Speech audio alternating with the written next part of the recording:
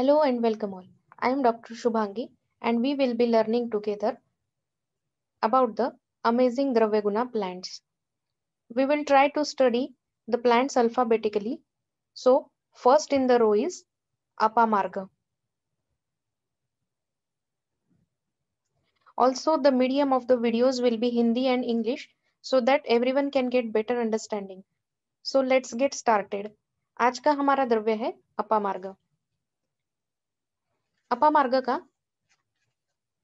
आचार्य चरक ने शिरोविरेचन, कृमिघ्न और वमनोपक गणों में समावेश किया है तथा सुश्रुत ने अर्कादी गण में अपामार्ग का समावेश किया है. अपामार्ग की फैमिली है एमेरेंथेसी. लैटिन नेम है एकेरेंथस एस्पेरा. इसमें एकेंथोस यानी थॉर्न और एस्पेरा यानी रफ थॉर्न्स होने के कारण अपामार्ग को एकेरेंथस एस्पेरा ये नाम मिला है.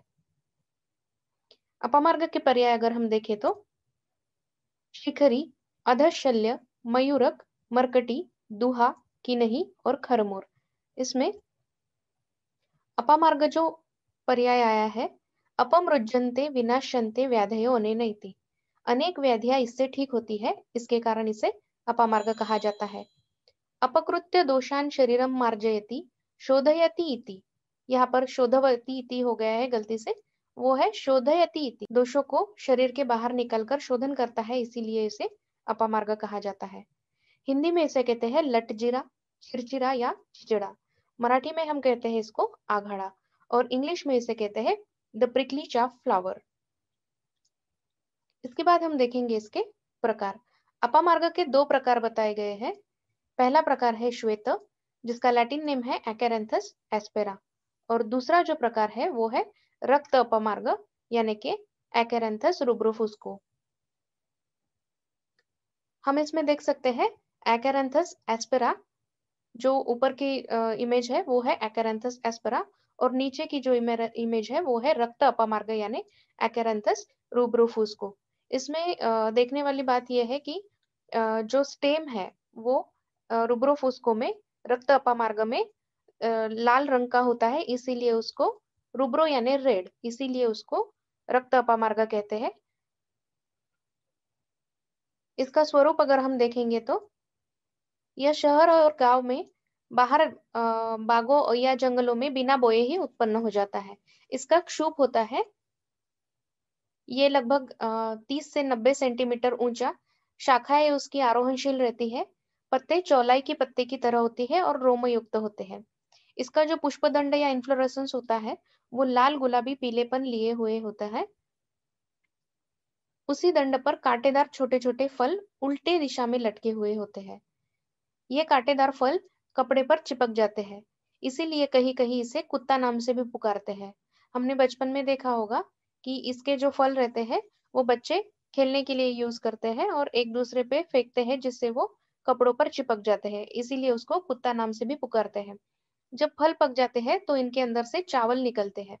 उत्पत्ति स्थान भारत में सभी प्रांतों में 900 मीटर तक पाया जाता है. इसमें हम देख सकते हैं एकेरेंथस एस्पेरा. इसकी पत्तियों पे हम छोटे छोटे रोए देख सकते हैं जो सफेद कलर के हैं. इस इमेज में हम देख सकते हैं फल लगे हुए हैं और फल जो है वो नीचे की दिशा में दिख रहे हैं, इसलिए उसको कहते हैं अधशल्य. राइट साइड की इमेज में हम देख सकते हैं फल जो है वो उन पे एक हस्क है, वो हस्क निकलने के बाद में उनमें से चावल के दाने के जैसे बीज निकलते हैं. आगे हम देखेंगे अपामार्ग के गुण. तीक्ष्ण, दीपन और पाचन बताया गया है. अपामार्ग का रस है तिक्त और कटु, विपाक कटु है और वीर्य उष्ण है. रासायनिक संगठन यानी केमिकल कॉम्पोजिशन अगर हम देखेंगे तो इसमें पत्र, शाखा तथा मूल में ऐश रहती है. इसमें यवक्षार बहुत मात्रा में पाया जाता है. इसके अतिरिक्त इसमें लाइम, सोराक्षार, नमक, लौह तथा सल्फर एक्सेट्रा पाए जाते हैं. कर्म अगर हम अपामार्ग का देखेंगे तो पित्त विरेचक कहा गया है, वामक कहा गया है. मूत्र जनन, कफघ्न, विषघ्न, कृमिघ्न कहा गया है और अम्लता का नाश करने वाला है। बीज जो है वो उत्तम शिरोविरेचन द्रव्य है। बीजों का नस्य के लिए उपयोग बताया गया है। इसका उपयोग कफ, मेद, वात, अर्श, आनाह, शूल यानी उदरशूल, जलोदर यानी असाइटिस, शोफ, अपची, व्रण यानी वुंड और त्वचा विकारों के लिए किया गया है। कुष्ठ यानी विविध प्रकार के जो स्किन डिसऑर्डर है उसमें भी अपामार्ग का बहुत अच्छा उपयोग बताया गया है।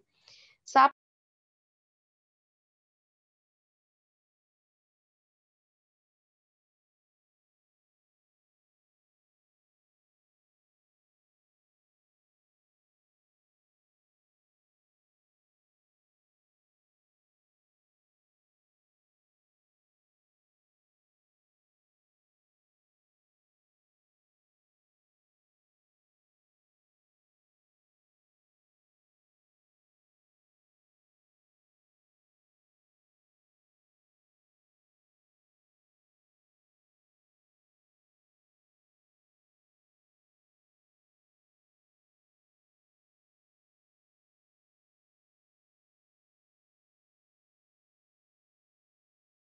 स्नेक पॉइजन में इसका बहुत अच्छा उपयोग बताया गया है।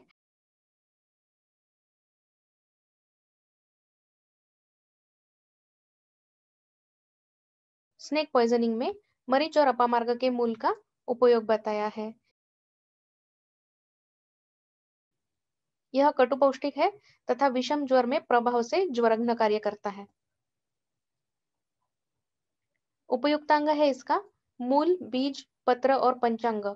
इसमें क्षार होने के कारण पंचांग का क्षार भी चिकित्सा में उपयोगी है। इसकी मात्रा मूल तथा बीजों का 5 से 10 ग्राम चूर्ण, क्षार आधा से 1 ग्राम, मूल का क्वाथ 15 से 50 मिलीलीटर मात्रा में उपयोगी है।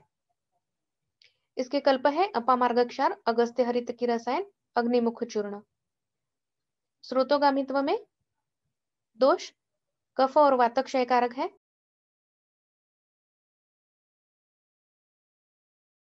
धातुओं में रक्त और मेदो धातु पर कार्य करने वाला है।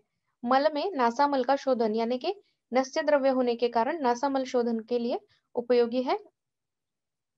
मूत्र में अश्मरी नाशन है। स्रोतस में रसवह स्रोतस में कार्यकारी है।